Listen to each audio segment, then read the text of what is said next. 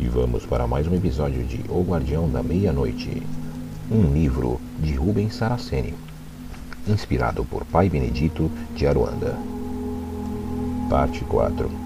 De volta a Portugal. Vendi todos os meus bens e partimos para Portugal. Lá, tudo ficaria para trás. O tempo encobriria tudo. Compramos uma bela propriedade próxima a Lisboa e nos instalamos com muito conforto. O pai dela, devido ao desgosto sofrido com as notícias sobre a sua filha, havia se afastado do cargo de ministro do rei. Era um homem amargurado. Contei-lhe a mesma história que havia contado a ela. E ele comentou: "Eu sabia que minha filha não seria capaz de cometer um ato desta natureza." Foi tudo um lamentável engano, senhor. Mas o tempo vai encobrir esta mágoa. Assim espero, senhor barão. Espero que possam viver bem de agora em diante. Tenho certeza disso, pois eu a amo e tudo farei para que seja muito feliz. Ainda ficamos a conversar mais um pouco. Voltei para minha casa e queria ficar próximo a ela o mais possível. Com alguns meses em Portugal, ela engravidou novamente. Eu, às vezes, acordava com pesadelos horríveis. Eram lembranças amargas da expedição. Figuras vingativas se aproximavam de mim e tentavam me matar. Isso durante o sono. Acordava transpirando muito e com o coração disparado. Isto foi se tornando rotineiro. Todas as noites eu tinha esses pesadelos horríveis. Outras vezes era o comandante da expedição tentando matar-me. Eu tinha medo de dormir, definhava a olhos vistos. Minha esposa começou a se preocupar com a minha saúde. Você tem que procurar um médico para ver qual é o mal que o aflige, barão. Não é o mal do corpo que me incomoda, mas sim da alma, minha querida. A consciência me acusa dia e noite e isso está me aniquilando. Tenho medo de dormir, pois quando durmo vejo hordas de índios me perseguindo, ou os homens da expedição, ou o negro morto no nosso quarto. Todos me acusam de ter provocado suas mortes. Mas você não tem culpa alguma, foi consequência daquela noite horrível. Eu sei disso e acredito que sou mesmo culpado por tudo. Não se acuse sim. Você também foi mais uma vítima do pesadelo. Se eu não tivesse agido com precipitação, nada disso teria acontecido. Estou pagando o preço de meus erros. Você não poderia saber da verdade se outro negro não tivesse lhe contado. Sempre restaria uma dúvida, que espero eu já não exista mais. Já não existem mais dúvidas, apenas remorso por tantas mortes que eu causei. Não pense mais nisso. Um dia Deus o julgará e você verá. O juízo dele será a seu favor. Ele, em sua grandeza, mostrará a todos que você não teve culpa alguma. Apenas agiu movido pela dúvida. Era um direito seu. Como poderia saber que o tal negro havia entrado em nosso quarto? Quando você chegou, além do mais, se matar um negro não foi culpa sua. Se ele ficasse vivo, poderia ter esclarecido tudo ali mesmo. Vou procurar controlar meus pensamentos, querida. Disse isto mais para ela do que para mim, pois eu sabia de toda a verdade, mas não tinha coragem de contá-la. Quanto ao julgamento de Deus, eu temia muito mais, pois, aos olhos dele, eu nada poderia ocultar. O inferno seria o caminho natural para alguém como eu. Este pensamento me incomodava muito mais ainda. Orava muito, pedindo o perdão divino, mas não tinha esperanças de obtê-lo. A gravidez avançava e eu me destruía cada dia mais. Quando chegou o dia do nascimento da criança, eu me alegrei um pouco com a emoção da chegada de outro filho. Isto me animou. Os pesadelos diminuíram de intensidade. Talvez com a vinda de um filho eu esquecesse o passado. Sonhava com essa hipótese. Até melhorei de saúde, mas tudo não passou de ilusão da minha parte. A criança nasceu doente e poucos dias depois veio a falecer. Minha esposa ficou inconsolável quando soube de sua morte. Eu me recolhi mais ainda. Comecei a acreditar no castigo divino. Sim, só podia ser um castigo pelos meus erros.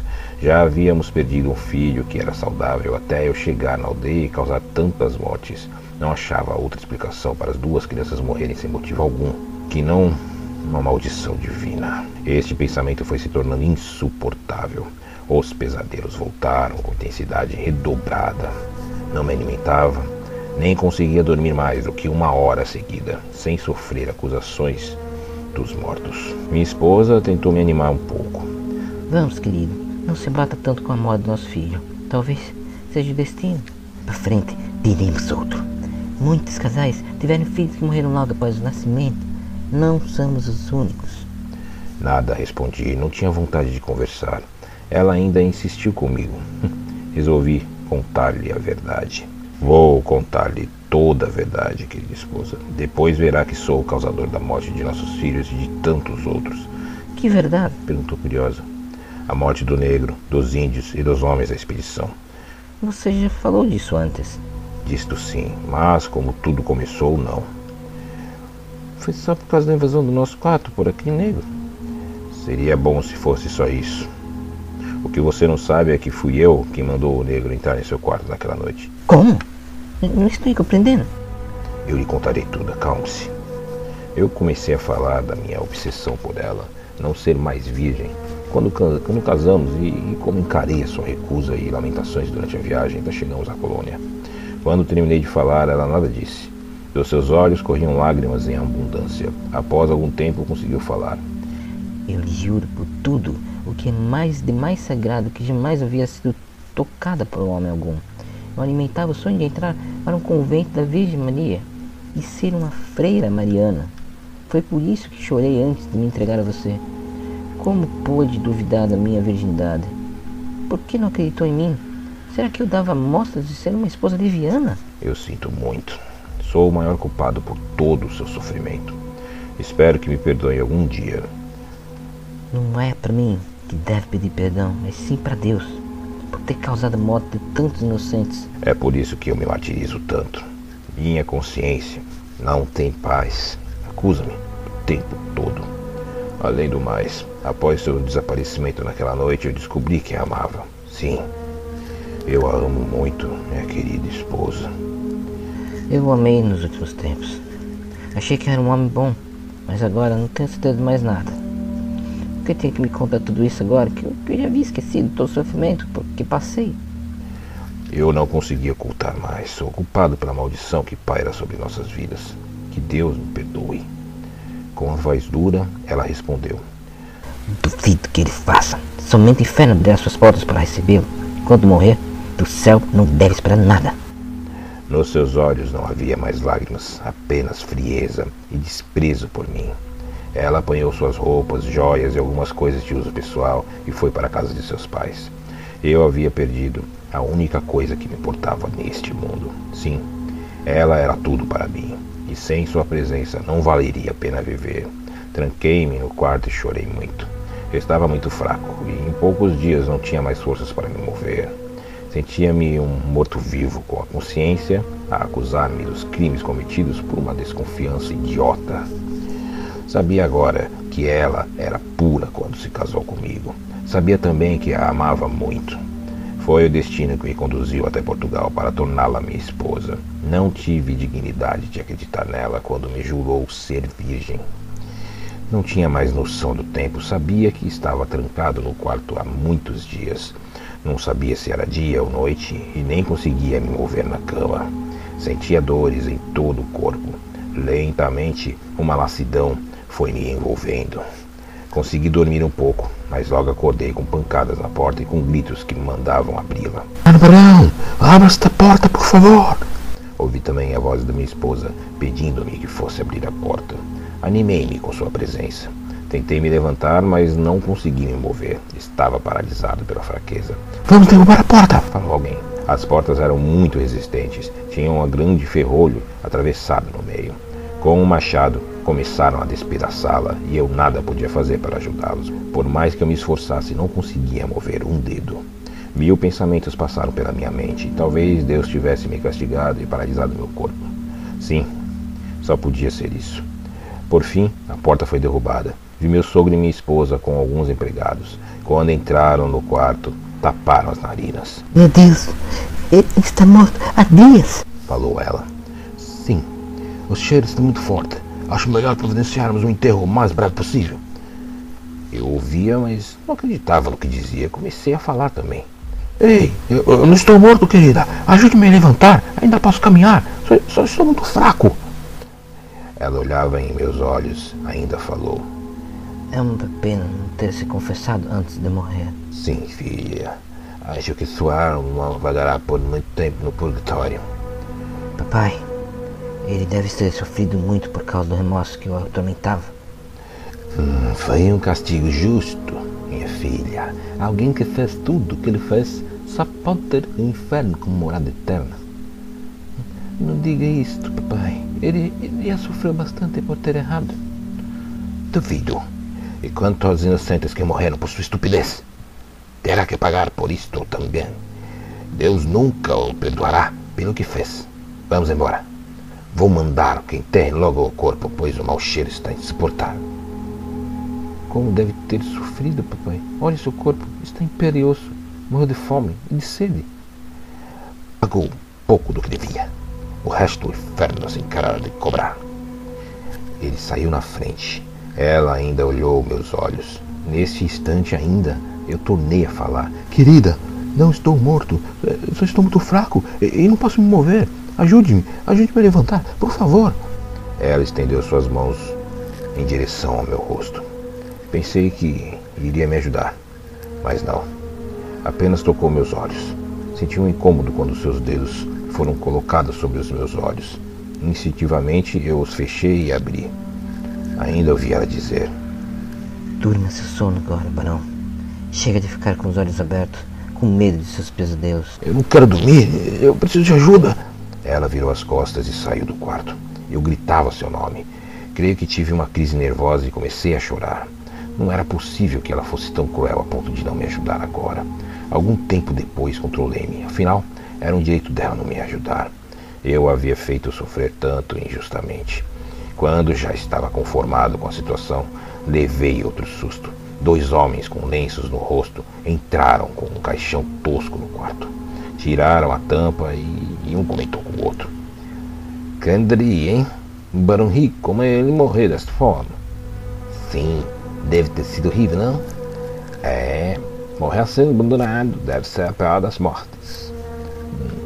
Por que será que ninguém o ajudou? Ouvi dizer que ele se trancou no quarto após a morte do filho recém-nascido. Dizem que sua esposa vai entrar para um convento de tanto desgosto. É uma pena, pois ela é uma mulher muito bonita e ainda jovem. Eu teria coragem de me casar com ela, ainda mais com a fortuna que vai herdar com a morte do barão. Sim, eu a cancelaria com muito prazer. Ah, como eu gostaria de passar uma noite com ela. Garanto que aí sim ela veria que é um homem, não um velho como esse barão. Ela não devia ter sido muito feliz com mulher. Sim, isto é verdade. Já pensou? Uma beleza como ela, tendo que suportar as carícias de um bode velho como este?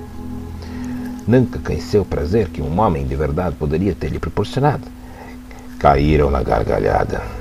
Eu comecei a xingá-los de todos os nomes chulos que conhecia, mas eles nem prestavam atenção em mim. Quando olhavam novamente para mim, foi para me segurar, um pelos braços e outro pelas pernas, e enfiar-me no caixão. Não façam isto! Gritei desesperado. Cuidado, pois meus ossos doem muito! De nada adiantaram meus gritos. Fui jogado sem piedade no caixão. Puseram a tampa sobre ele e começaram a pregá-la. Continuei gritando, mas não ligavam para meus gritos. Logo, senti que era arrastado para fora do quarto. Fui mentalmente acompanhando o percurso. Pouco depois, senti dores horríveis quando desci os degraus da escada. Gritei muito por socorro, mas parece que ninguém ligava para mim. Senti quando jogaram o caixão sobre uma carroça. Parem, seus assassinos! O que fazem comigo? Para onde estão me levando? Uma ideia temerária tomou conta de mim. E se o pai de minha esposa tivesse mandado seus empregados sumirem comigo somente por vingança, talvez quisesse se vingar pelo mal que eu havia causado à sua família e também a ele próprio, pois deixou de ser ministro do rei por causa do desgosto que eu havia lhes causado. Sim, só podia ser isso. No mínimo, iriam sumir comigo, porque eu não podia reagir devido à fraqueza que se apossara do meu corpo. Ainda pensava nisso quando percebi que pararam a carroça. O caixão comigo dentro foi colocado no chão e comecei a ouvir o som do solo sendo escavado. O que vão fazer comigo? Vamos, canalhas, digam o que pretendem. Fazia-se surdos, pois não respondia às minhas indagações. Logo o barulho cessou e o caixão foi colocado numa vala. Isso eu percebi claramente. Apesar de fraco, tinha todos os sentidos alertas. Que horror! Começaram a cobri-lo com terra. Eu ouvi o som da terra caindo sobre o caixão. Pare com isto! Vamos, seus cães imundos! Não podem fazer isso! É uma desumanidade! Enterrar um homem vivo! De nada adiantaram as minhas palavras. Ouvi quando fincaram algo que não pude precisar o que era. Ainda ouvi quando um deles falou: Adeus, Brão, que a terra o acolha para todo sempre. Malditos! Pensei eu. Quem iria saber que eu havia sido enterrado vivo? Somente eles saberiam onde me encontrar e na certa não iriam contar para mais ninguém. Sim, meu sogro havia ser vingado de uma forma diferente. Aproveitar-se de minha paralisia e sumira com meu corpo. E minha esposa? Como poderia ter concordado com tal plano? Na certa queria ficar com minha fortuna e longe de mim. Eu achava que tinha sido um tolo em contar-lhe. Ele desconfiava de sua virgindade e agora pagava o preço da sinceridade. Na certa ela falou com o pai e os dois resolveram enterrar-me vivo para ficarem com a minha fortuna. Que imbecil eu havia sido. Ela, jovem, bonita e riquíssima, iria se divertir de agora em diante. É isso. Como não imaginei essa possibilidade? Ela já devia ter alguém a quem amava em Portugal. E eu tinha voltado para perto de seu amado. Além do mais, como ela mesma havia dito, os malditos índios a disputavam todas as noites. Que estúpida era eu. Ela conhecia outros homens e sabia como era o prazer, como minha fortuna iria torná-la uma messalina em Lisboa. Quanto a seu pai, deveria reconquistar seu ponto de ministro de rei.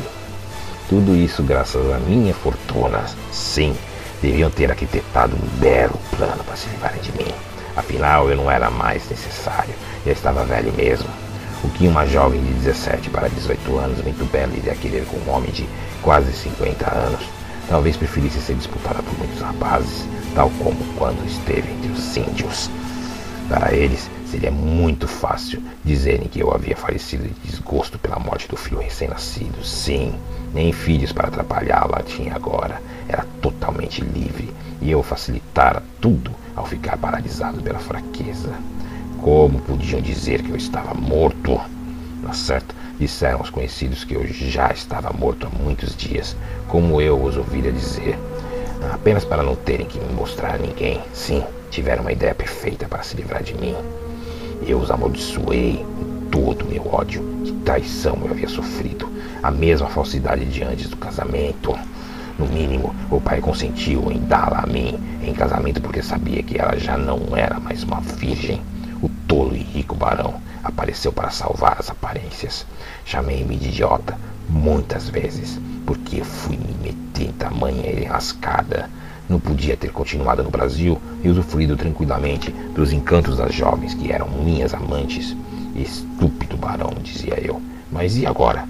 Como vou sair daqui, se não tenho forças para me mover? Além do mais, o caixão era espesso e forte. Eu não conseguiria quebrá-lo. Ainda mais que estava enterrado em uma boa profundidade. O ódio foi tomando conta do meu ser. Cadê o negro e os índios que antes não me davam paz? Onde eles estariam agora? Tudo não passara de uma ilusão da minha mente por causa de um remorso estúpido. Sim, era isso mesmo. Eu fiquei com a consciência a me cobrar pela morte de uns miseráveis e só arruinei minha vida com isso. Que tolo havia sido. E não havia meios de me livrar daquela situação.